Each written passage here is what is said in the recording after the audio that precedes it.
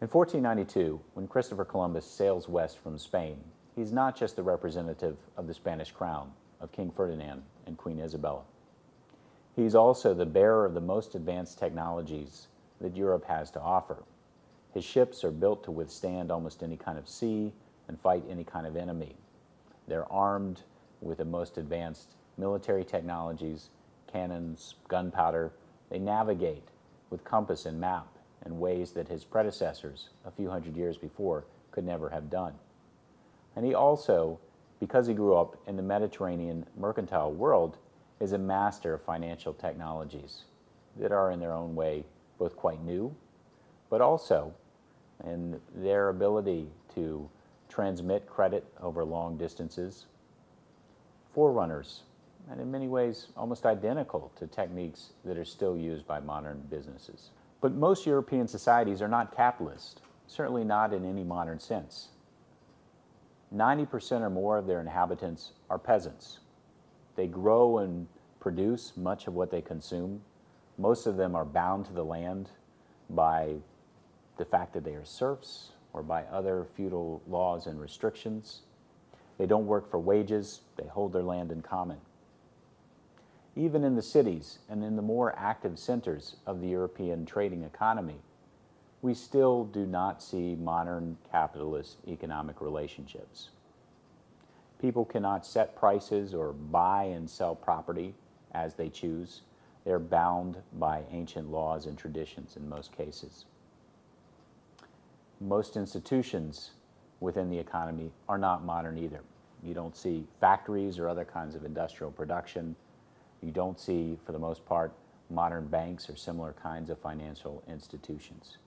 These societies are simply not economically modern. Most importantly, economic growth rates remain low. Production was inefficient, and societies were still stuck in the same Malthusian trap. A couple of good harvests made population increase, but a bad harvest meant that there simply wasn't enough food to go around for the increased number of mouths. In short, Europe was still one bad year away from societal collapse. Nor did European societies dominate the world economy. If you were looking for a center of the global economy, that would unquestionably be China. With over 100 million people, compared to Western Europe's 57 million people in 1500, China was the center of global trade. Products were made there and were sent around the world. Money returned to China. In fact, that's where Columbus and other European explorers were trying to get to when they accidentally bumped into the Americas. European societies would not, for the most part, be able to conquer or dominate other societies in the world in the 1500s. They would, again, for the most part, only be able to trade around the edges of those societies. Now, on the other hand, over the next 2 centuries, Europe would be able to conquer and dominate many of the most complex societies in the Americas, like the Aztec and Inca empires. In fact, between 1500 and 1600, the population of the Americas probably dropped from about 100 million to about 15 million, as diseases brought in by Europeans, diseases for which the native Americans had no immunity, raced through populations and devastated entire societies, leaving the Europeans in charge, unable to exploit both the existing resources and the surviving populations of many of those societies. And over the next 2 centuries after Columbus, so in other words, by 1700, Europeans would develop new institutions and new capacities that would be tremendously important for the eventual development of capitalism as we know it. For instance, new kinds of production technologies, new ways of organizing and producing commodities would emerge. And these would be tremendously important in the development of modern capitalism. And if you look at the states that promoted and regulated the economies of the 1700s and the 1800s, they developed in the process of conquest between 1500 and 1700.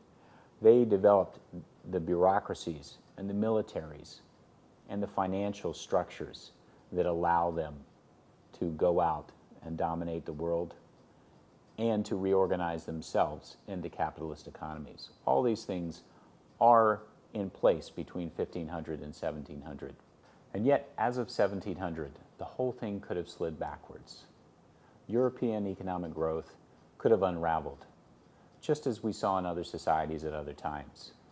If you look at the collapse of the Roman Empire, or if you look at the collapse that China, up till 1700, the center of the world economy, was about to undergo over the next 2 centuries, we can see that it's possible for societies and economies to slip backwards into full-scale Malthusian crises.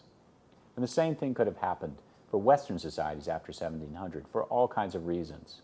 Unexpected environmental crises, or the simple inability of technologies to produce enough food and other goods for a growing population. These too could have led to societal collapse. And yet, that's not what happened. I mean, we know what comes next.